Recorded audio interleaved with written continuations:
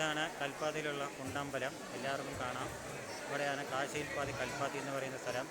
കൽപ്പാത്തിയിൽ രഥോത്സവം 16-ാം തീയതി കഴിഞ്ഞു. പിന്നെ 16-ാം തീയതി കഴിഞ്ഞു. 15-ാം തീയതി കഴിഞ്ഞ അതിന് ശേഷം 16-ാം തീയതി 17-ാം തീയതി ഒക്കെ ആയി. എന്നൊക്കെ ഇവിടെ നടക്കുന്നത്.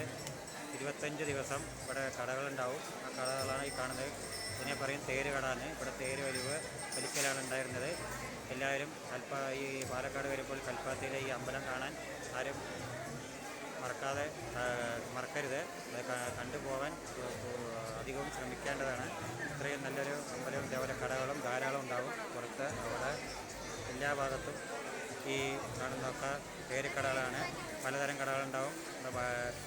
എല്ലാ കടകളും നന്നായിരിക്കും കാണാൻ. അത് വന്ന സാധനങ്ങളൊക്കെ വില കുറവുകളായിരിക്കും. കുട്ടികൾക്ക് കളിക്കാനുള്ളത്, അതേപോലെ കുട്ടികൾക്ക് കമ്മൽ, മാല, വള, പല മോഡൽ ഐറ്റംസുകൾ, കരിപ്പെട്ടി, അങ്ങനെ പലതും കിട്ടും. ഇവിടുത്തെ പ്രത്യേകത എന്ന് പറഞ്ഞാൽ കൽച്ചട്ടി കിട്ടും. അതാണ് ഇവിടുത്തെ ഏറ്റവും വലിയ പ്രത്യേകത.